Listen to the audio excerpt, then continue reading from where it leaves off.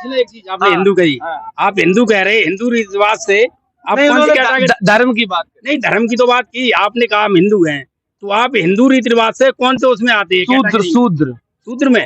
चलो ठीक है, तो सही कहा आपने, जो है शूद्र में आते हैं। ढोल गवार शूद्र पशु नारी सकल ताड़ना के अधिकारी, इसका क्या पूरा अर्थ है? इसका अर्थ यही है कि ढोल और गमार शूद्र पशु और नारी ये सब ताड़ने के अधिकारी हैं। अगर उनकी चौपाई, एक मिनट, उनकी चौपाई में ये है तो आप बताइए ढोलक को पीटने से उसकी समझ में आएगा कि सारे बजेगा? औरतों को पीटने का अधिकार, और ये लोग जो हैं शूद्र, शूद्रों को, और जो हमारे उच्च जात के लोग जो अपने को सवर्ण समझते हैं, क्या उनको मारने के अधिकार नहीं है? जब शिक्षा स्कूल ले जाते हैं तो एक बाल्मीकि अगर टीचर है तो वो नहीं मारता है? मारने के अधिकारी वो नहीं है, वो नहीं पिटते हैं?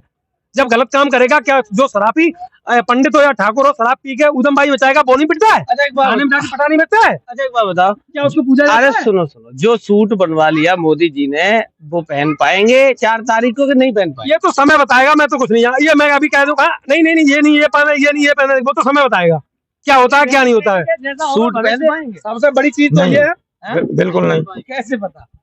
बिल्कुल पता है, सबसे बड़ी चीज सत्ता परिवर्तन होना है और सत्ता परिवर्तन होगा।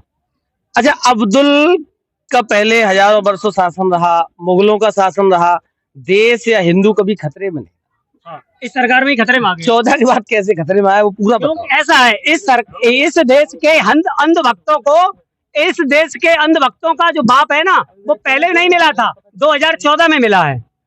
इस देश के अंधभक्तों को जो बाप है ना, वो पहले नहीं मिला था, वास्तविकता तो 2014 में मिला है। इसलिए हिंदू खतरे में आ गया। हिंदू कभी खतरे में नहीं था, केवल जो भाजपा सरकार के लोग हैं वो खतरे में थे। और बात करो तो ये आर्य जो आए हैं बाहरी हैं, पुष्यमित्र शुंग ने बृहदत्त की हत्या की और स्वयं सिंहासन पर बैठ गए और रावण का पुतला बना दिया, हमारे 10 महापुरुषों के शीश लगा के उसे चला दिया। तुम्हें मालूम है 1972 में लंका शब्द जोड़ा गया और 1978 में श्री शब्द जोड़ा गया, तब उसका नाम श्रीलंका पड़ा। और कई हजार साल पहले की बात है, उसका नाम पहले ही श्रीलंका हो गया। वो उसमें नहीं, वो लिखते हैं क्या, बूंदिया श्रीलंका पे गिलाई पागे हैं, मुंह दया की। डर नहीं लग रहा है? मुंह दया की ये, अरे डर नहीं लग रहा? अरे मर जाए, जाना क्या है, मुझे डर किसी का नहीं। सुकरात के विचार देखो, ओशो के विचार, सुकरात ने मालूम क्या कहा था? ईश्वर जो है शोषण का प्रतीक है, ईश्वर शोषण का प्रतीक है। अरे भाई पेरियार के विचार पढ़ लो, उन्होंने 15 विचार सीधे कहे हैं। ईश्वर अगर है तो मैं जैसे नास्तिक को पैदा क्यों किया, मुझे पैदा क्यों किया? उनके 15 विचार पढ़ो, बाबा साहब के 22 विचार, उन्होंने कह दिया ब्रह्मा विष्णु महेश, आज को मैं ईश्वर नहीं मानूंगा, नहीं उनकी पूजा करूंगा। अच्छा, मोहन भागवत को जानते हो? उन्होंने कहा है कि जातियां इस देश में ब्राह्मणों ने बनाई, इस पे क्या कहो? ये बात 100% सही है कि यहाँ ये पुरुष प्रधान देश रहा है। संस्कृत में हमने पढ़ा है कि प्रथम पुरुष, मध्यम पुरुष, उत्तम पुरुष, कभी प्रथम स्त्री, मध्यम स्त्री, उत्तम स्त्री नहीं पढ़ा। इसका मतलब है ये पुरुषों के द्वारा ये सब षड्यंत्र रचा हुआ है, पुरुषों के द्वारा ये सब षड्यंत्र रचा हुआ है। महिलाएं कभी पढ़ने दी नहीं गई, महिलाओं को कभी पढ़ने दिया नहीं गया, शिक्षा से वंचित रखा, तो प्रथम स्त्री, मध्यम स्त्री, उत्तम स्त्री आ कहां से जाती? आज भी हम भाई साहब ये सोच रहा हूँ कि शराबी व्यक्ति अच्छा है, शराबी व्यक्ति अच्छा है कि जो शराब पी के अपने बच्चों को नहीं सिखाएगा कि शराब बेटा मत पीना, यही कहेगा। और आज की जो महिलाएं हैं, वो जो पुजारी महिलाएं हैं, जो पूजा पाठ ज्यादा करती हैं, मैं उनसे बहुत घबराता हूँ, क्योंकि वो अपने बच्चों को भी बिठाएंगे, कहा माता जी ये पूजा कर लो। हम ऐसी महिलाओं से के बहुत विरोध में रहते हैं, क्योंकि हमें चाहिए मालूम कैसा समाज, मतलब ये महिला देख रहे हो? इन्हीं बोलता हूँ। अरे सुनो, इनमें से भी एक कोई कह रहा था हमने कल बहुत बड़ा झंडा चढ़ाया, डीजे बीजे लगा के 10-12 गाड़ियों के। भाई ऐसा है कि हमारी समाज की जो महिलाएं हैं वो अभी जागरूक नहीं हो पाई हैं। जिस दिन जागरूक हो जाएंगी भाई साहब, उस दिन मैं आपको यकीन दिलाता हूँ इस देश में केवल मानव सभ्यता रहेगी, और ये सब हिंदू, मुस्लिम, सिख, ईसाई सब रखा रह जाएगा, केवल मानव सर्वोपरि होगा। और मानव ही एक ऐसी कड़ी है, मतलब कई जीवों में मानव सर्वश्रेष्ठ बुद्धिमान व्यक्ति है। मोदी जी से क्या कहना चाहते? हम मोदी जी से ये कहना चाहते हैं कि जो मोदी जी ने एक घोटाला बंदी करवाई है, मतलब किसी को भगा दिया, नीरम, हमें नाम तो नहीं याद रहते हैं, क्योंकि इन्हें भगा दिया, इन्हें अडानी को बहुत सारा कर्ज दे देते हैं और फिर माफ कर देते हैं। अरे भाई गरीब आदमी को भी देख लो, साड़ा में तो दे रहे 2000, कहाँ दे रहे हैं भैया? हमें तो राशन भी नहीं मिलता, हम तो राशन के भी विरोधी हैं, हम राशन नहीं लेते भाई साहब, ये बहुत बड़ी बात है। लोग ₹1 लेने के लिए ₹1 2 अठन्नी 4 54 हो रहा ना 32 52 ना 61 देना, समझ में आई? ये स्थिति होती है। ₹1 में कोई देना नहीं चाहेगा, लेकिन मैं उस अनाज को जो फ्री में मिलता है मैं उसे लातों से दूर रखना चाहता हूँ, क्योंकि मुझे ऐसे अनाज नहीं चाहिए, मुझे मेहनत का अनाज चाहिए। तो मुझे रोजगार दो। ऐसी बात कर रहे हो यार, रुक जाओ, अरे रुक जाओ, एक बार बताओ, तुम कह रहे अनाज नहीं लेते, वो कह रहे हम 80 करोड़ हिंदू परिवारों को राशन दे रहे हो, तुम लात मार रहे हो। भाई साहब, बात ये है कि आप रोजगार दीजिए, उसे मेहनत करवाइए, फ्री में मत बांटो। आज हमसे अगर कोई फ्री में पानी भी पिलाएगा ना तो वो काम करवाने की कोशिश करेगा। मतलब अगर राशन में फ्री में दे रहे हैं, क्या राशन से हम अपने बच्चों की शादी कर सकते हैं? क्या मैं राशन से मोटरसाइकिल खरीद सकते हैं? क्या राशन से मैं एक रिश्तेदार की शादी में जा सकते हैं? क्या राशन से मैं अच्छे कपड़े पहन सकते हैं? क्या जरूरत है? जय श्री राम और खाना खाओ, खत्म। तो जय श्री राम, मैं क्या जय श्री राम नंग दुरंगे रहते थे और उनके भक्त नंग दुरंगे रह रहे हैं, तो हम नंग दुरंगे तो नहीं रह पाएंगे। मैं बाबा साहब का अनुयायी हूँ, बाबा साहब कोट पैंट में रहते थे तो मैं कोट पैंट में शिक्षित हूँ। बाबा साहब तो चश्मा भी लगाते थे, तुम भी लगाना चाहते? जिस समय मेरी आई साइट ठीक होगी, मैं चश्मा की जरूरत पड़ेगी, चश्मा भी लगा लूंगा। इस समय मेरी आंखें बिल्कुल सही है तो कोट भी पहनते थे, तो कोट सर्दी होगी तो मैं कोट भी पहनूंगा। बस दूसरी 36 भाषाओं से ज्यादा का ज्ञान भी था। मैं इतना पढ़ा लिखा नहीं हूँ, इसीलिए तो मैं पूछता हूँ कि वो विश्व में सबसे इतने बुद्धिमान व्यक्ति थे। मैं इसीलिए तो पूछता हूँ, इसलिए नहीं पूछता हूँ जादू से। गौतम बुद्ध को इसलिए मानता हूँ, मैं पूछता नहीं हूँ, मानता हूँ। गौतम बुद्ध को इसलिए मानता हूँ, गौतम बुद्ध का मानव एक समान। उन्होंने मुझे नरक और स्वर्ग और लालच और किसी का लोभ लालच नहीं किया। उन्होंने कहा कि तुमने कर्म किया है तो तुम्हें ही भोगना पड़ेगा, जो तुमने कर्म किया है उसे तुम्हें ही भोगना पड़ेगा, न कि किसी को हम तुम्हें ₹1.5 ले आओ, ₹10 ले आओ, 5,000 ले आओ, हम तुम्हारी गिराव चाहती है, झुक रहा है। जैसे एक अनुद्धाचार्य, मैंने एक वीडियो देखा था, अनुद्धाचार्य कह रहे थे कि हम आपके पूर्वजों तक मुझे पैसा दीजिए, मैं आपके। अनुद्धाचार्य चीज और कह रहे थे, महिलाएं बैठी, मैं नहीं कहना चाहूंगा, उन्होंने कहा था, सुना होगा, आंचल से पृथ्वी का भार बढ़ जाता है। वो दूसरी चीज मैं बता रहा हूँ कि अनुद्धाचार्य जी कह रहे थे अगर मुझे खिलाओगे, ब्राह्मणों को खिलाओगे तो सादा आपके पूर्वज तक पहुंचेगा।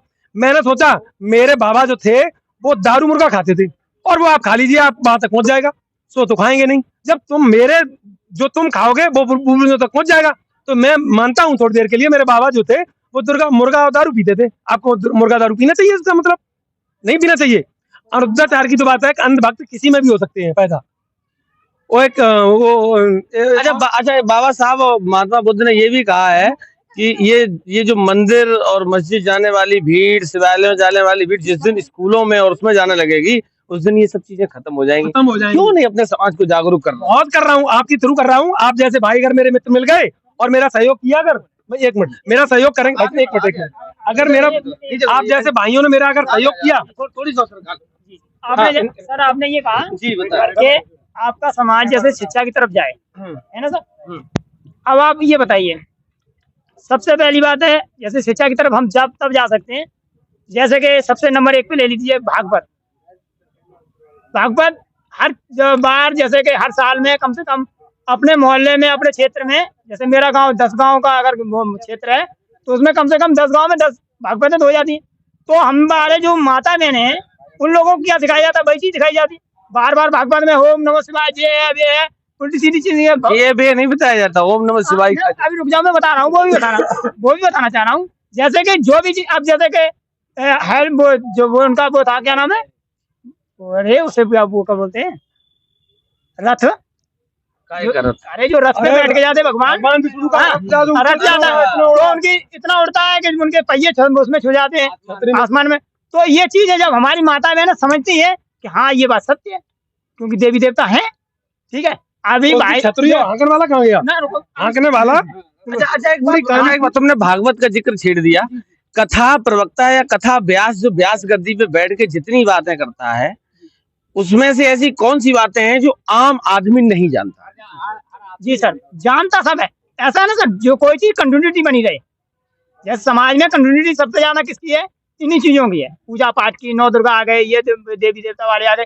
तो इन चीजों की वजह से हमारी जो माता बहनें हैं वो अपने बच्चों को इन पढ़ाई की तरफ कम ले जाके इनमें ज्यादा देखती है। आप सबसे पहली बात देखना सर, अगर जयंती हो या कोई प्रोग्राम हो, जैसे कि कोई सामाजिक प्रोग्राम हो, उसमें माता बहनें अपनी बेटियों को, अपने आप को ले जाने में कम ले जाएंगी। लेकिन अगर भागवत हो वहाँ पे साथ में ले जाएंगी और वहाँ पे हमारी सवेरे 4 बजे परिक्रमा भी लगवाएंगे। और सर माता बहनें हमारी सड़क पे नाचती हैं, तब उन्हें खराब नहीं लगता है। सड़क पे नाचती हैं, सड़क पे बैठ के पेड़ा भी खाते हैं। आज सड़क पूज दिवस है, तब उन्हें वो गलत नहीं लगता।